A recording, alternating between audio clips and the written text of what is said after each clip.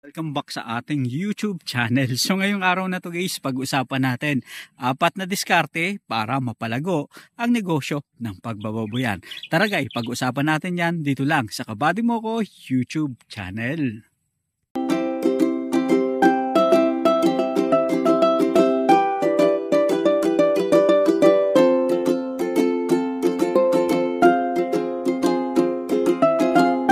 Ito guys, 4 na diskarte, pag-usapan natin paano nga ba natin mapapalago itong negosyo ng pagbababoyan. So unang diskarte guys is dapat magkaroon tayo ng proper strategy sa ating baboyan.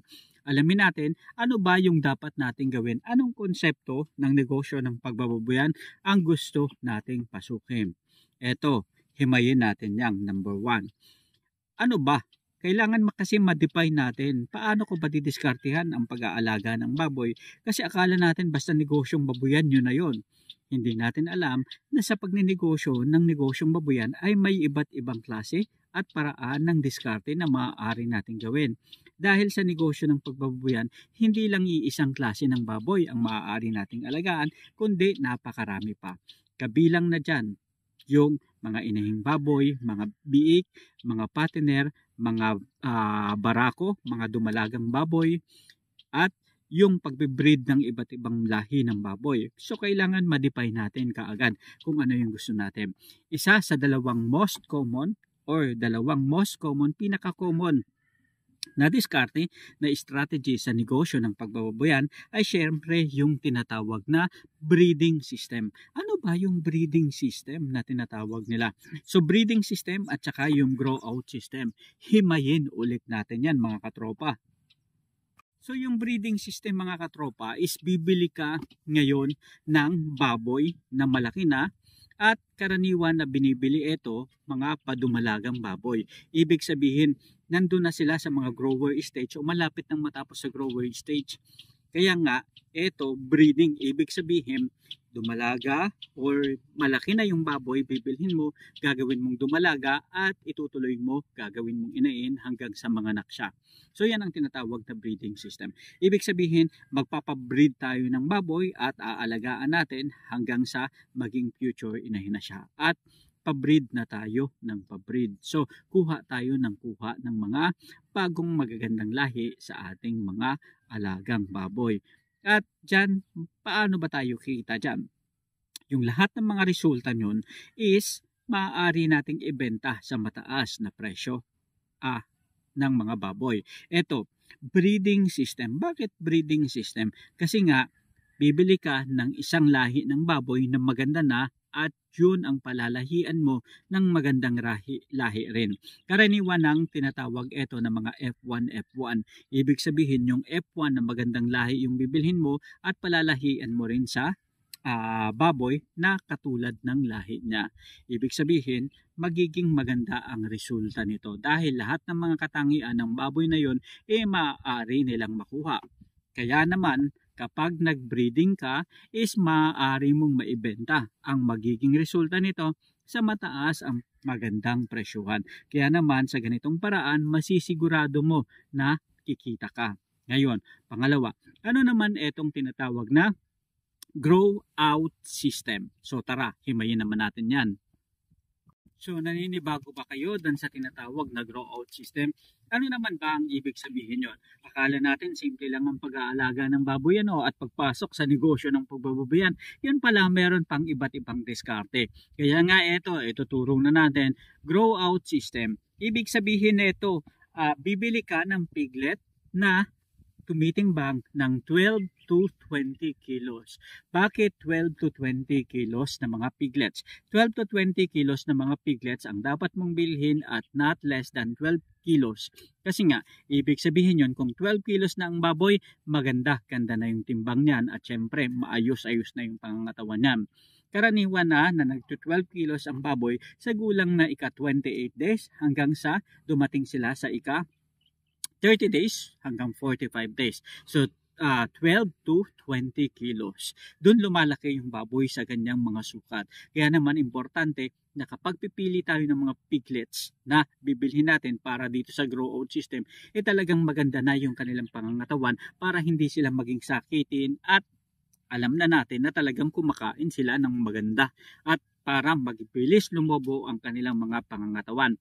Now, ano ba ang ginagawa sa tinatawag na grow out system? Sa grow out system, bibili ka ng piglets, then gagawin mong patiner, palalakihin mo hanggang sa ito ay magkaroon na ng wastong timbang kung saan maaari mo na itong ibenta sa merkado para ikonsumo ng mga kumakain ng baboy, ng mga namimili sa palengke o pwedeng sa mga biyahero. Dito sa grow out system, sinasabi nila ito yung isa rin sa mga profitable na bagay na maaari nating pasukin sa negosyo ng pagbababoyan. Dahil sa ganitong grow out system, mag-aalaga lang tayo ng baboy sa loob ng 3 buwan at kalahati hanggang 4 na buwan at maaari na natin itong ibenta sa merkado. Hindi katulad ng breeding system, talagang aalagaan mo yan ng dire-diretso, di ba?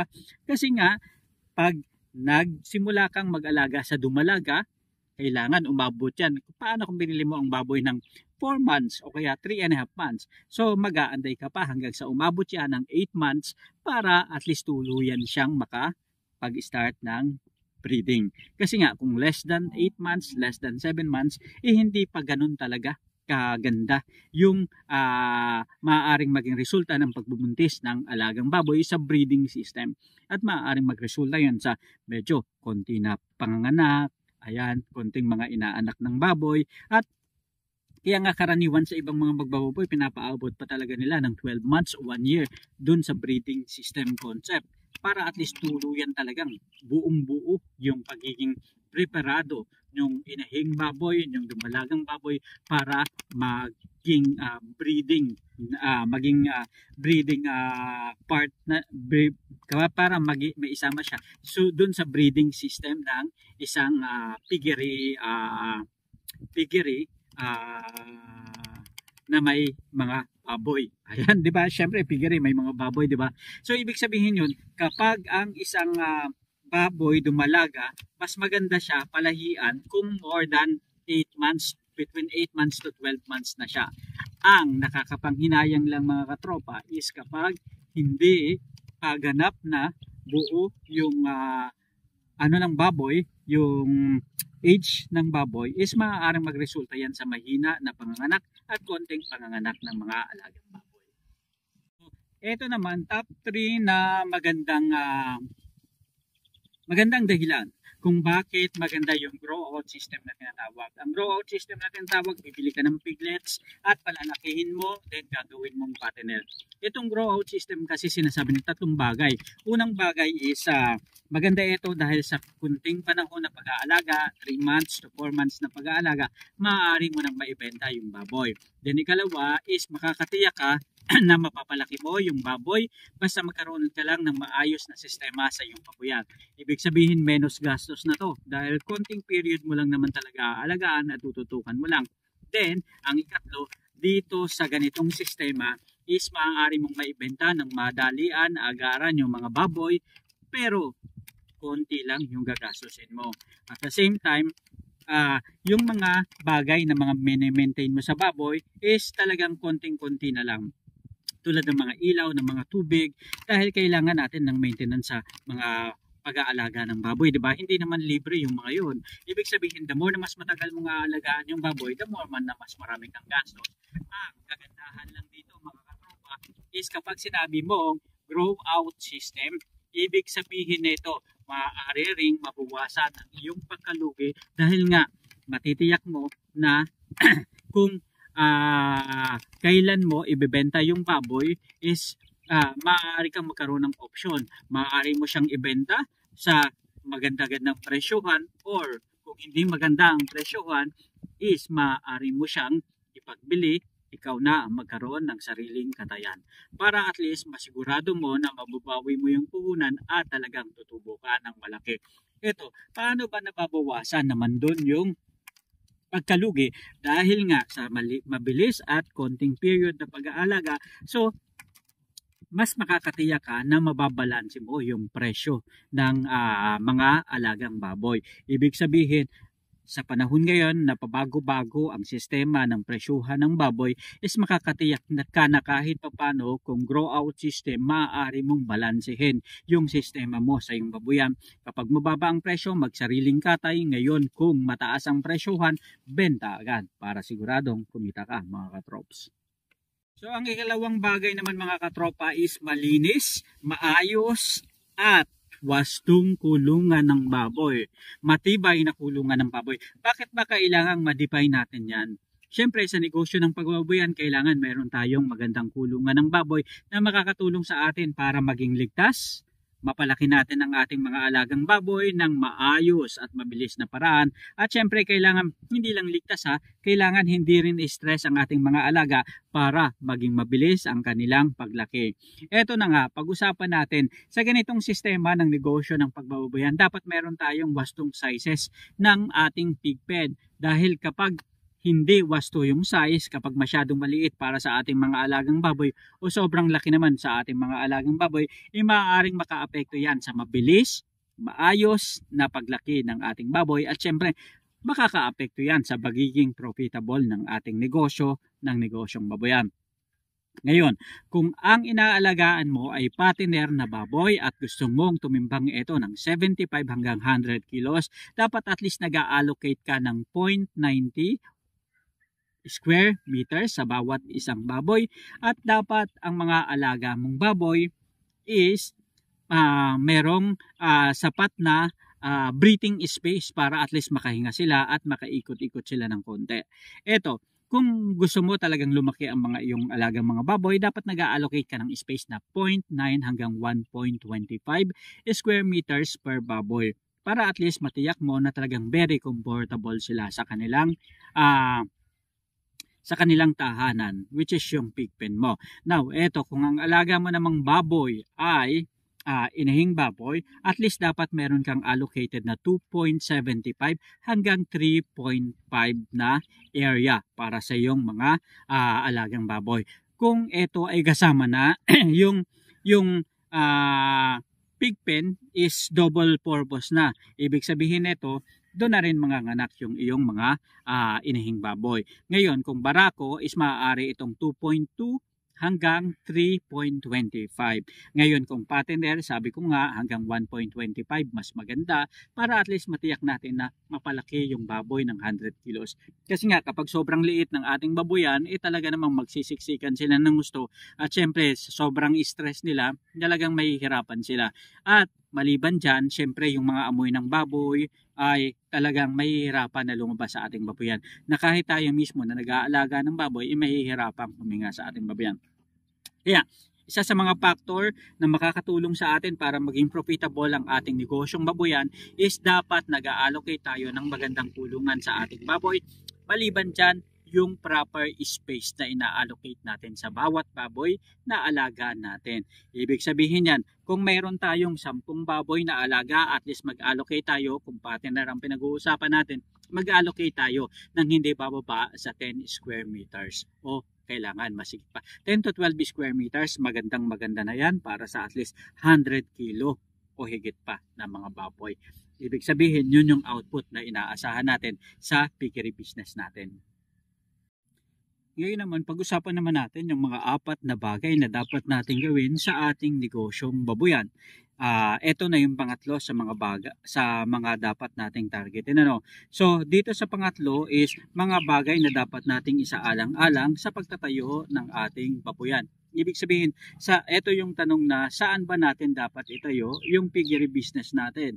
Una, so kailangan malayo ito sa urban area. Bakit malayo sa urban area?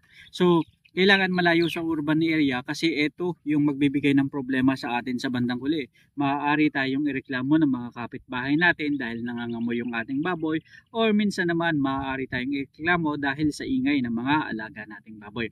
Kaya importante na meron tayong magandang lokasyon para at least hindi tayo magkaroon ng problema. Ang ikalawa naman is dapat at least yung ating source ng water para sa ating negosyong baboyan malapit lang. Kailangan hindi ito mas malayo sa at least 25 meters. Kailangan doon sa within 25 meters radius ang ang source of water natin para hindi tayo masyadong mahirapan. Isa sa mga pangunahing pangangailangan sa negosyo ng pagbababoyan at pangangailangan na rin ng mga alaga nating baboy is syempre yung tubig dahil una, kailangan nilang uminom lagi dahil hindi naman yan pinagpapawisan kaya kailangan laging presko ang mga alaga nating baboy. Kailangan na rin natin ito sa paliligo sa ating mga alagang baboy at ang ikalawa naman ay paglilinis ng ating mga alagang baboy at ng pigpen. Dahil kapag marumi ang mga pigpen ng baboy, makakatulong yan o makakadagdag yan sa alalahanin natin dahil ang maruming baboyan ay dagdag para at least hindi masyadong lumaki ang ating mga alagang baboy. Kaya iwasan natin na masyadong malayo yung water source para at least hindi tayo magkaproblema pagdating sa paglilinis ng ating baboyan. Ngayon pag-usapan naman natin yung ikatlong bagay. Okay, yung ikatlo naman is dapat malayo ng at least minimum 1,000 meters. 1,000 meters 1,000 metro mula sa mga kabahayan at iba pang mga commercial na gusali ang ating babuyan. At ganoon na rin ibig sabihin natin, kung merong babuyan sa isang area, dapat ang layo natin doon is more than 1,000 meters. Bakit more than 1,000 meters? More than 1,000 meters kasi kung may babuyan doon sa kabilang area at masyadong malapit doon sa area kung saan nandun ang mga alaga nating baboy o ang ating piggery business, naku po, nakakatakot yan. Dahil kapag hindi maingat yung ibang babuyan at napakalapit mo sa kanilang babuyan, yung piggery mo, malamang at malamang maaring magkasakit ang iyong mga alagang baboy. Kaya naman importante na kapag nagtayo tayo, dapat isaalang-alang natin. Dito ba sa area namin, ilan pa yung nag-aalaga ng baboy? Kung backyard lang, medyo okay siguro kung less than 5 o less than 10 ang mga alaga.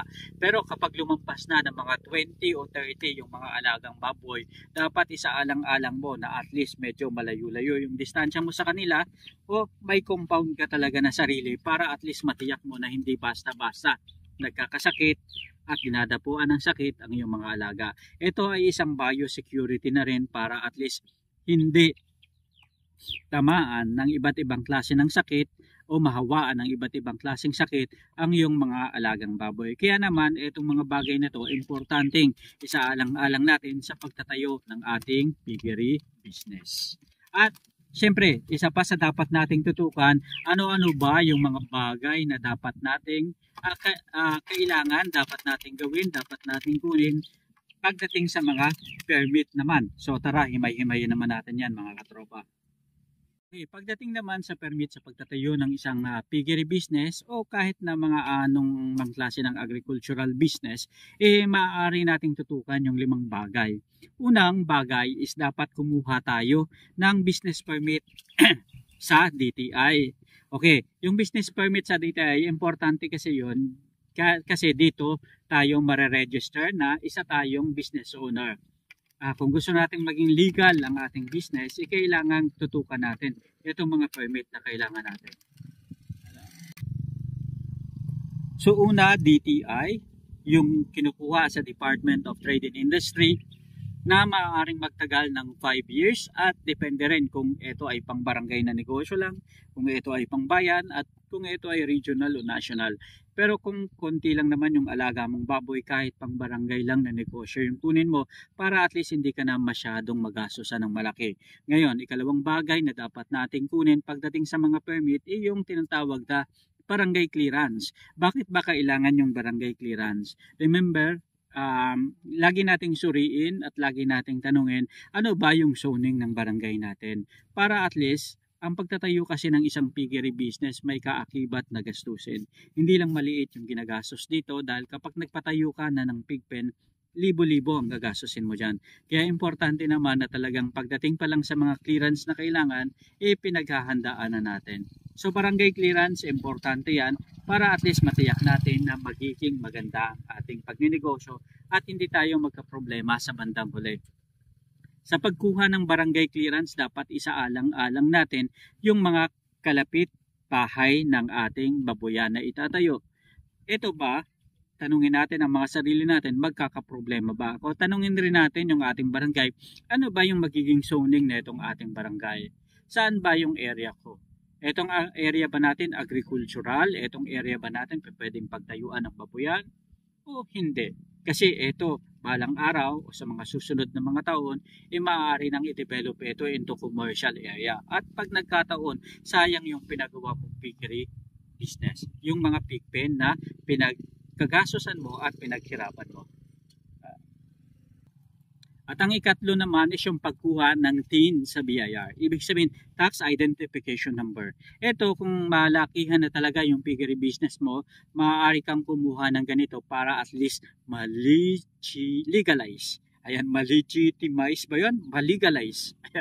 Pasimplihin natin, maging legal ang iyong pagninegosyo ng negosyong babuyan. Ito, mapusisi kasi merong mga kailangan mga permits na kailangan dyan, pero dahan-dahan lang yung proseso at kayang-kayang gawin yan. Now, ang ikaapat naman ay yung mayor's permit at sanitary permit na makukuha sa LGU. Ito, sa mayor's permit, basta kumpleto ka ng mga barangay clearance at sanitary permit. Sanitary permit is requirements. Ibig sabihin, hindi mo maaapektuhan yung mga kapitbahay. Ayan. Kaya importante na nagpapacheck tayo. Kumukuha tayo ng mayor's permit and sanitary permit, lalo na kung commercial piggery na yung ating negosyo, para hindi tayo basta-basta napapasara. Ngayon, ang ikalima naman is itong tinatawag na ECC ng DENR. Ano ba yun? ECC, Environmental Compliance Certificate, na makukuha sa DENR, na nakabase ito sa yung tinatawag na EIAS. EIAS. Ano ba yung EIAS? Ibig sabihin nito, ayan, ang ibig sabihin nito ay Environmental Impact Assessment System o EIAS, Environmental Impact Assessment System. Ibig sabihin nito, hindi ka makakapagdulot ng polusyon sa yung mga kabarangay. Kaya bibigyan ka ng certificate na Environmental Impact Assessment System kung saan yung itatayo mong piggery, yung itatayo mong pig pen is compliance. Ibig sabihin, hindi ka basta-basta nagtatapon ng mga basura, ng mga dumi na galing sa iyong negosyo para at least walang polusyon na maidudulot ito sa kalikasan. Kaya importante itong mga certificate na to para maging legal ang ating pagninegosyo. At syempre, ang isa sa pinakamahalaga rin yung ikaapat na factor na dapat nating paghandaan. Nandyan yung pagkain at saka mga gamot, which is isang ring part na sistema sa ating negosyo ng pagbababoyan. Una, napakalaking bagay yung maidudulot nitong quality feeds o quality na pagkain sa ating mga alagang baboy. Dalawang factor yan. Gusto mo ba ng murang feeds, makatipid ka, pero may magandang resulta at may hindi magandang resulta. Mabagal na paglaki ng baboy o mabilis na paglaki ng baboy kahit mura. So make sure na kapag kukuha tayo ng feeds, i-consider natin yung mga factor. Tanungin natin yung ating mga katropa na may kasanayan, may karanasan na sa negosyo ng pagbababoyan kung ano ba yung mga kinagamit nila. Kasi meron na silang basis, meron na silang idea kung paano ba yung magiging resulta nitong pag-aalaga ng baboy kung yun yung ipapakain sa ating mga baboy. Ngayon, kung bago yung feeds na gagamitin natin, tiyakin lang natin na quality feeds pa rin yung binibili natin. Kasi sa negosyo ng pagbababoyan is halos 70 to 80% ng total na magagastos natin is galing dito sa pagkain sa baboy.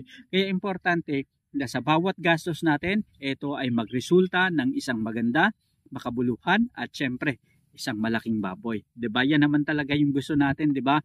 At syempre, epektibong paraan ng mga pagbibigay ng mga supplemental na gamot at vitamin sa ating mga alagang baboy. Hindi na pwede yung basta-basta mag-aalaga tayo ngayon.